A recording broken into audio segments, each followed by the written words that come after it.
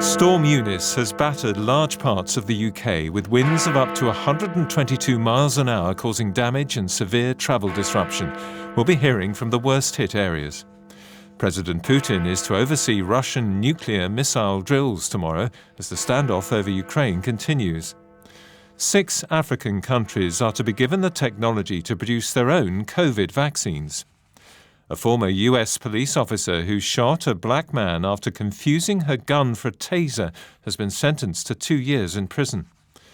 Sir Lewis Hamilton has said he won't let the controversial end to the Formula One season define his career and will be bidding to become world champion again this year. One of the worst storms to affect the UK in decades has caused widespread disruption across large parts of the country.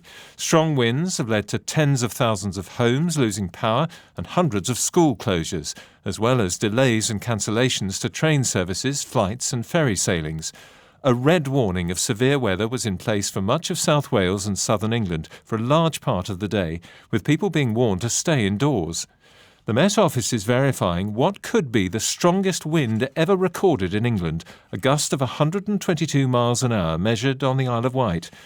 As people woke up this morning, the likely scale of the disruption to coastal areas was made clear in the shipping forecast. There are warnings of gales in South Cirra, Forties, Cromarty, Forth, Tyne, Dogger, Fisher, German Bight, Humber, Thames, Dover, Wight, Portland. Emergency crews across England and South Wales say they've been inundated with calls about fallen trees and flying debris, which have blocked roads and damaged buildings.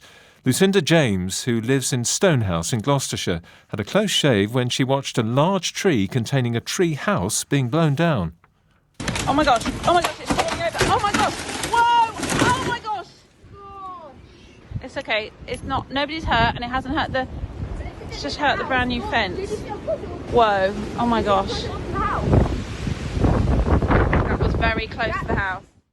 Andrew from Somerset said a wind had knocked over a wall in his garden, flattening his shed.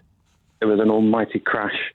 I didn't know what was going on, ran downstairs, and Eunice has basically blown it over. It blew over, hit the side of our house, crushed the shed, crushed my wife's bike that's in the shed. We don't normally get that sort of ferocity of weather down in the southwest. It will knock you off your feet. An amber weather warning for strong wind is now in place for all of Wales and most of England, meaning there could be further significant disruption this evening. There are several less serious yellow warnings in place in Scotland, Northern Ireland and parts of northern England because of concerns about wind, snow and ice. Our correspondents have spent the day monitoring conditions and assessing the scale of the disruption in locations across the UK. Storm Eunice moved into western areas this morning, with parts of South Wales among the first to feel its force. Starting our reports tonight is Mark Hutchings, who's in Cardiff.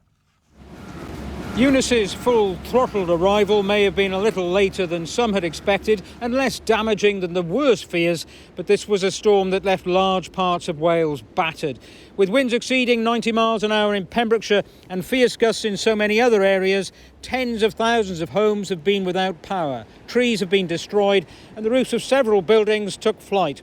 As in Carmarthen, where the roof of a taxi office was ripped off, landing on a nearby train. It was stationary and empty as the entire rail network over more than 1,000 miles of track has been closed for the whole day. The first time that's happened. Today was also the first time both 7 bridges were shut because of the strength of the wind. The newer of the 2, the Prince of Wales Bridge, has now reopened. Further along the M4 at Pyle, 2 lorries overturned. Many medical appointments were postponed and hospital buildings in both Cardiff and Wrexham were damaged. Most schools in Wales closed as a precaution, so for thousands of pupils it was an early, if dramatic, start to half-term. Now here's Andrew Plant, who's in Sharpness in Gloucestershire. I'm standing at the point where the wide-open Bristol Channel starts to narrow and it becomes the River Severn. Now, thousands of people living alongside the river as it snakes up through Gloucestershire and then through the Midlands were warned by the Environment Agency to prepare for flooding. But although the river did swell up to the edge of its banks in places, the communities here do look to have escaped without any serious damage. It wasn't the high water, but the high winds recorded close to 80 miles an hour here that have caused all the problems. More than 100 trees have come down across Somerset alone so far, some taking down power lines as they fell. And that left almost 100,000 people without electricity across the southwest this afternoon. Many people holidaying in caravans here had to leave for safer ground. And in the Somerset city of Wells, St Thomas's Church had the top few feet of its spire blown down. Although there have been moments where the sun has broken through, the wind is still strong and the rain is still heavy at times along the west coast. Storm Eunice seems to be coming in waves. Over now to my colleague James Reynolds, who is in central London. I'm standing right underneath the London Eye, which has been closed, along with other tourist attractions, all of this city's royal parks and a number of theatres. The most dramatic damage that we know of comes to the O2 Arena in northern Greenwich. Footage shows the wind shredding half a dozen of the giant white canvas panels which make up the exterior of the structure. The London Fire Brigade has declared a major incident in the capital. The service says it took more calls in the 2.5-hour period up to lunchtime than it normally does in an entire day. 2 people have been injured by falling debris in separate incidents in Streatham and in Waterloo.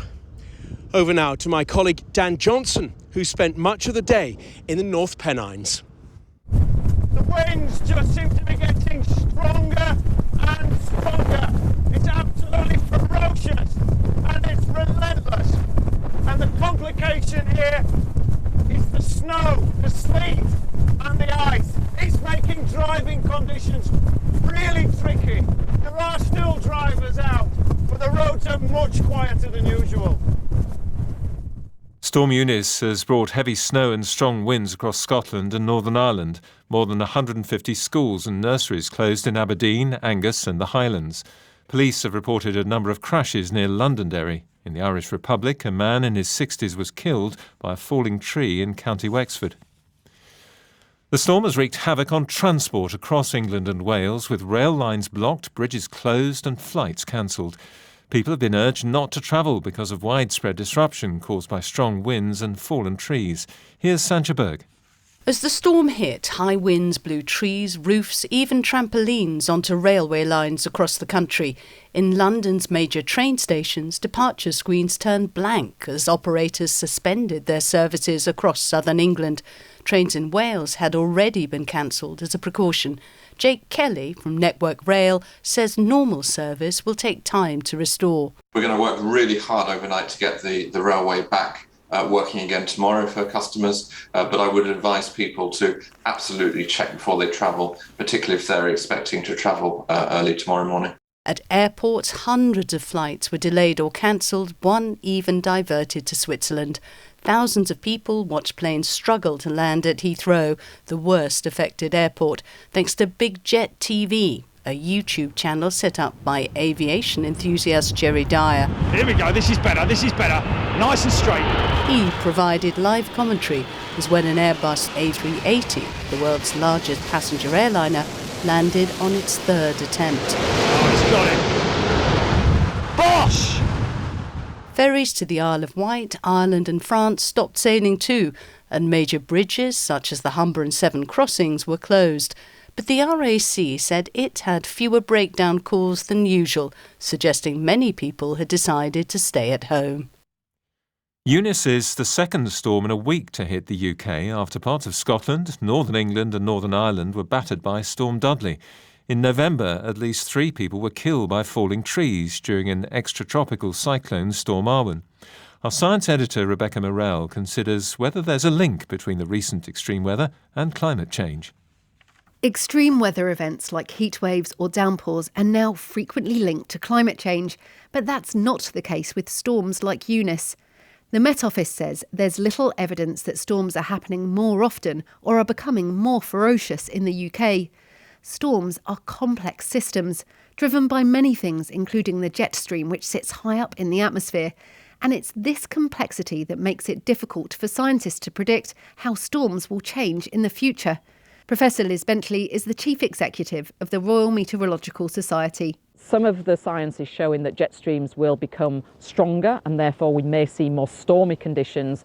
But equally, we've got science that's telling us the jet stream is going to become weaker, and that might lead to more blocking situations and less stormy conditions. So the jury's out there for kind of future projections. But scientists say climate change is influencing storms in other ways. As global temperatures rise, a warmer atmosphere holds more moisture, which means that storms can be accompanied by much more intense rainfall. Sea levels are also rising, which means that storm surges are getting higher, increasing the risk of flooding. The Russian President Vladimir Putin and the leader of Belarus, Alexander Lukashenko, will both oversee joint military exercises tomorrow, including tests of nuclear missile launches. The Kremlin says the drills are routine, but they come at a time of sustained tension over the build-up of Russian forces on the border with Ukraine. From Belarus, here's our Moscow correspondent, Steve Rosenberg. It's thought to be the largest deployment of Russian troops to Belarus since the Cold War. Forces from Russia and Belarus continued joint exercises, not far from the borders with Poland and Ukraine. NATO has expressed concern at the scale. There are thought to be between 10,000 and 30,000 Russian troops here. Meanwhile, the two leaders met in Moscow. Alexander Lukashenko said the continent was on the verge of a conflict that could drag it into a crater. He blamed the lunacy of Western politicians. Vladimir Putin accused Ukraine of mass human rights abuses, of discriminating against Russian speakers. Ukraine accuses Moscow and Minsk of constructing a false narrative. Tomorrow, President Putin will oversee exercises in Russia involving cruise and ballistic missiles. Nothing unusual, says the Kremlin, nothing for the world to worry about. But the Russian authorities know, of course, that at a time of heightened international tension, such drills will spark even more nervousness in Ukraine and in the West. And that's the point. The Kremlin delivering a less than subtle reminder that Russia is a military superpower. Independent observers say the most serious fighting for 7 years is taking place in eastern Ukraine. The Russian-backed separatists in the Donbass regions say they're evacuating civilians after a second day of shelling across the ceasefire line.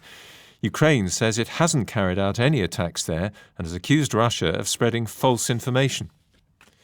The situation unfolding in Ukraine is the focus of world leaders gathering in Munich for their annual security conference. The UN Secretary-General, Antonio Guterres, has warned that a conflict in Ukraine would have devastating consequences for Europe. Boris Johnson will head to the talks tomorrow. Our chief international correspondent, Lise Doucette, sent this report from Munich. For decades, Munich has been a place for high-level, high-stakes diplomacy to resolve pressing world crises. This year, Ukraine overshadows this security conference. Russia's foreign minister, Sergei Lavrov, has stayed away. And the buzz in the halls is all about whether another Russian invasion of Ukraine is imminent. US and British officials say they believe it is. But when I spoke to NATO's Secretary-General, Jens Stoltenberg, he didn't speak with such certainty. I think it's very important now to just describe the facts. And the facts is that we have Russian armed forces amassed at the border of Ukraine that are ready to invade without any warning time. And that is a very dangerous situation, and especially combined with a very threatening rhetoric where Russia puts forward demands they know we cannot accept and which are violating core principles for European security. So this year Munich is all about presenting a show of NATO strength and solidarity and support for Ukraine, almost surrounded now and threatened by Russia's military might. But the US Secretary of State Antony Blinken emphasized there was still time and a will for diplomacy. We are doing everything we possibly can to make clear that there's a diplomatic path, that this has to be resolved. The differences have to be resolved through dialogue, through diplomacy. We are deeply concerned that that is not the path that Russia has embarked on, and that everything that we're seeing is part of a scenario